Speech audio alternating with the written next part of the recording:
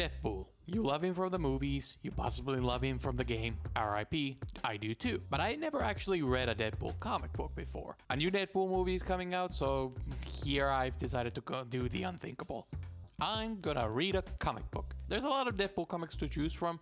I decided to go with one of the most famous runs in the character's history, Deadpool by writer Joe Kelly and artist Ed McGuinness. Journey with me into the late 90s will be the time before Brand New Day, time before Clone Saga nostalgia, before most Deadpool fans were born. Okay, just to get it out of the way, the book is definitely funny. Deadpool is constantly dropping one-liners and there's usually something really humorous going on, whether it's a visual gag or an actual line, but it's not as the book is not as funny as you might think it is.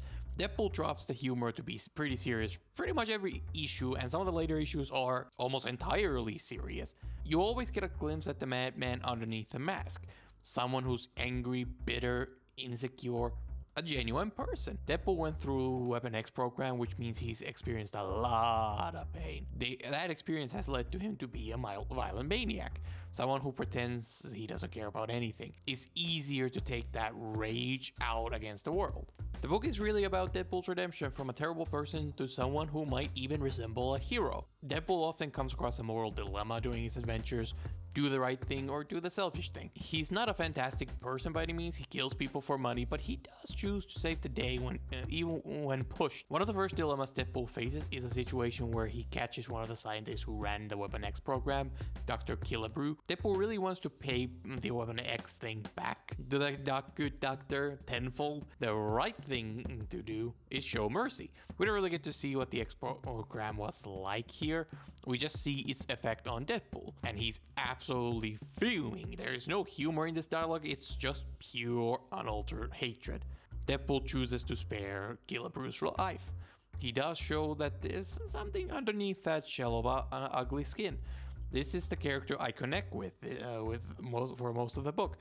It roots the book in something relatable, a man struggling to be better.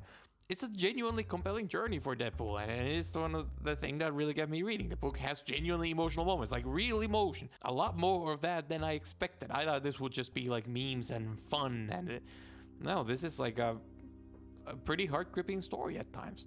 Blind Al is a regular on the book. She's written to have a back and forth banter with Deadpool. It's funny, but unlike in the movie where she's a roommate, here Blind Al is a prisoner, like a prisoner. She's there as a Deadpool's way of having a human connection. He cannot openly ask someone to live with him because that would require emotional vulnerability. I figured the tense relationship with Blind Owl was the book's way of showing Deadpool's need for human connection, I guess. It is, but it's far darker here. Blind Owl is a prisoner.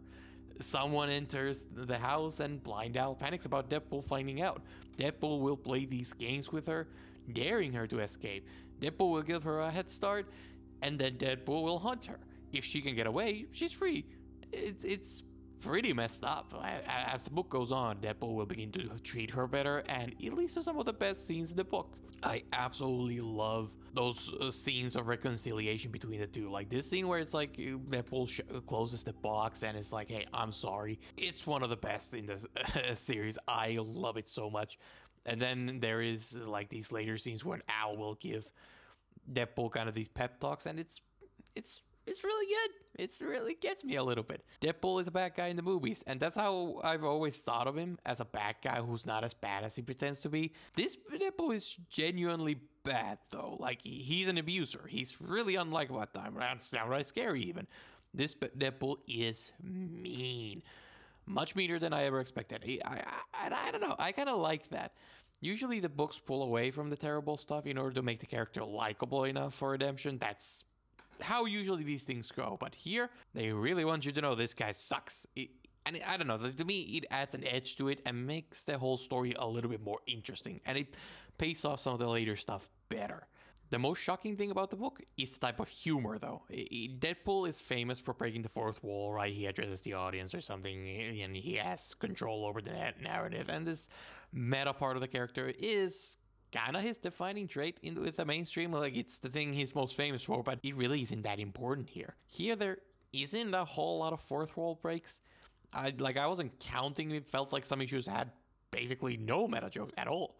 It's mostly saved for like start of stories or recaps or for moments where it's rooted in character. Like when Deadpool gets emotional, a narration box will interrupt the scene, tell you not enough of this emotional stuff, back to killing. It's a meta joke, but also a character beat because it's Deadpool's narration box. Deadpool is stopping us from getting emotional because Deadpool is not ready for that. It's not just funny, it's also a character beat, and that's what really makes it work. I really appreciate that. It's not just random wacky stuff. It's like there are these real moments. Sometimes that might even fly over people's heads. Like Deadpool wears Ben Reilly's hoodie in like one scene. It's subtle enough that it won't take you out whether you recognize it or not. If you don't know who Ben Reilly is, just wait until you get to 90s Spider-Man. Things are gonna get wild. My favorite issue was probably issue 11. Deadpool is sent back in time to the 60s, where he pretends to be Peter Parker for a day, and it's a real Spider-Man story too. Like it's issue 46 by Stan Lee and John Romita. This is the one where everybody goes to a party and Kraven attacks. The art imitates Romita's style and replicates a lot of panels from that original story. Often a scene begins and the first line are straight up taken from the original story, and then Deadpool says or does something that throws the conversation off. This works on a couple levels. It's like, one, it's just funny, but two, if you read the original story, you know how this is supposed to go. So the entire time, Deadpool is trying to knock butterfly effect the modern day out of existence. So you're watching him try to keep things on the correct path while messing with things. So you see this very similar but not quite right version of the events. It's really fun to see how all the things go down. My favorite joke is probably, because this story is set in the 60s, everybody is speaking in 60s slang. What's the scam, hip cat? Thought I'd find you singing with the squares, hanging with the heart cases, rapping with the rubes. Now that's funny. Making fun of slang from different eras is lit, fam. A real Sigma skibbity, no cap. You dare challenge the mighty Kraven the Hunter? Nipple lasers, go! The best part about the nipple lasers is that part is not even a Deadpool invention. That's there in the original story. In fact, those lasers made multiple appearances during those years. I don't know, I guess Spidey team really liked the idea of Kraven the Hunter shooting lasers out of his nipples. I do too. If you're a Spider-Man fan, issue 11 is worth checking out as a standalone adventure. It's terrific on Lee and Romita are a Spider-Man with love. You don't need the rest of the run for it. In fact, if there's any story in this run that sounds interesting, you can just go and read it for most part. You don't really need the rest of the run to enjoy any of this. As Deadpool gets further along on his journey, he starts to doubt himself. He cannot be a mercenary anymore because he's too emotional. He's not ready to be a hero, so he just kinda ends up lost, and he ends up going to Siren. Shenanigans happen and they end up sleeping together. Deadpool makes a real connection with someone else. A real connection. It's really sweet in its own way. Only for it to be revealed the girl is in Siren. It's Typhoid Mary who disguised herself as Siren. There are words for this kind of thing. The most shocking part is that the issue plays it completely straight. Like, this is not funny. Like, Deadpool has a straight up a crisis after this. There's a scene where he's puking in the bathroom. He tries to cope with his emotions through violence. This is just shock value. It's a real character beat. I don't think you're gonna be seeing that in the Disney movies. The most shocking part is the book handles the subject with more grace than some modern TV shows I've seen. For a comic book from the 90s, I cannot complain. You know what's a really common fun fact nerds like to throw around about Deadpool? He dates death in the comics. Not metaphorically, but the literal physical embodiment of death. Because he's so wacky, so crazy, he dates death. And it's like super cool and badass and awesome. And that thing is established in Deadpool and Death 98 Annual, which just happens to be during this run, so I get to see it with my very own eyes. How is it? Well, Wade Wilson is put through the Weapon X program. We get to see the scientist from earlier, Dr. Killebrew. Yeah, I'm gonna be honest, the good doctor deserves what Deadpool wanted to give him. Deadpool's physically tortured and put through unimaginable evils.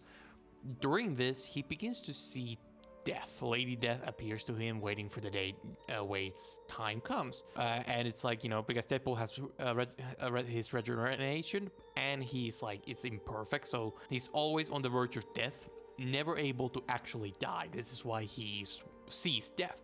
And he kind of begins this romance with death. He flirts with her. He wants to see her. He romanticizes the idea of dying. He wants to be with death. He takes a knife and tries to shove it down his throat. He tries to anger his captors so they grow annoyed enough to finish him off. He hates his regeneration ability because it keeps him alive. He thinks to himself they don't understand romance, like he's making fun of them for not understanding. This is not cool. This is not crazy. This is straight up sad. He wants to be with death. Do you get it? The implication is depression. Why does everybody keep talking about it like it's funny? Like, I walked in and was like, oh, this is gonna be a wacky issue. And it's like, I gotta be honest, I really felt it in reading this issue. It's great, unique way to tell this story. But I don't think most people describe this story online really get across what the tone is here. They are not doing it justice. This is the real stuff for the times when nobody's looking at you. This is oppressive. Like, I don't know. I never connected Lady Death to depression, and I don't understand. Did everyone else fail to make that connection too? Like, what's going on here? What's the deal? I'm guessing future comics maybe treat this as a funny thing or something wacky or something, because that's not at all what it comes across here. There's levity to it. It's still Deadpool, but man, the comic book blindsided me with how heavy it is. It's heartbreaking. This is like talking about Iron Man's origin in the game as awesome. There's this dude who teaches Stark how his own actions have caused misery for countless people. Stark has to learn how to be a halfway decent human being, and his friends even bites it because that dude had nothing to live for, so he never wanted to make it out of it anyway. LOL. So funny. Then Stark takes the dude's memory and turns it into Iron Man. So badass. I'm not crying at all. It's hilarious. It's like kind of missing the point there, my guy. The romance with Death always sounded really lame to me. That it's trying too hard to be wacky, but after reading the annual, it won me over. This is a really good story first, before it's a wacky, you know, a thing or a meme. I like it here. It's really good and poignant. In its own way, kind of beautiful too. Remember Ajax from the movies? Yeah, this is him. Yeah, I know. I didn't even need to say it. You could just tell. Like, two-piece in the box. Here in the comics, Ajax has the title of the Cleaner, thus the name Ajax. He's the one hunting Deadpool, so that role has been reversed. He's more intimidating and over the top here. He wears shiny metal, like very big metal, has a bandolier and big guns. Yep. That's a 90s design, alright. Ajax isn't a particularly interesting character. He's just here to force Deadpool to confront his past demons, specifically his origin. It is one of the best arcs in the series, and it's also super serious. And it's something that the movie doesn't quite do the same way, but like, Ajax is a good choice, I guess, because he serves their kind of similar purpose. There's some overall evil plot going on during this book, but that part isn't really the point. The run is mostly a collection of individual Deadpool adventures, and it's Deadpool's character arc that what ties it all together. Deadpool's supporting cast is either heroes and villains that push him to be better, or by encouraging him, or showing him someone even worse. It's a book filled with all kinds of monsters. The scientist who looks like a normal man but did the most abhorrent things to Deadpool. The villains use their superpowers selfishly. Monsters who use their powers to help others. Many of the characters are people who really gone through something terrible, or I don't know, just are terrible. The central question is what you do with it. Bullseye is a monster with no cause, no loyalty, and as far as the book shows us, no real motivations either. He is what he is, and he does what he does because it's who he is. He doesn't really question any of the cruelty, because why bother? He'll just slow him down. Dr. Killebrew is a monster who regrets what he did in the past. He tries to live with the past behind him. How much is that worth? You cannot really undo the damage that will already exist, and it cannot be taken back. Agency is a big theme in the book. In order to turn Deadpool good, Sasquatch and Siren, all they do is give him a choice. Deadpool doesn't need to be tricked or forced to do good. Just a choice is enough, ultimately. Maybe a little speech too, but that's just details. A woman hires Deadpool to euthanize her, so she will not end up hurting others because she thinks she can control evil urges inside her head. Deadpool's agency is robbed during the Weapon X program to the point he cannot even die when he wants to. As the book goes on, all of this begins to really pile up into like this greater storyline. The theme of agency culminates with a monster with the power of mind control. In exchange for your free will, it gives you bliss. I love how coherent the book is with all these different characters, and each individual issue plays a role in a greater story. And look, this might sound relatively basic, but it's really not. I'm a Spider-Man fan, so writers don't always put this kind of effort in making everything come together. And when they do, they often don't make that much sense. Deadpool succeeds in a big way, and it's not something that should be taken for granted. It is not easy to write a storyline this well, and I don't know, it's one of the best parts of the book. The book really is about the question: what will Deadpool do with all of that pain? Will he accept this as who he will always be?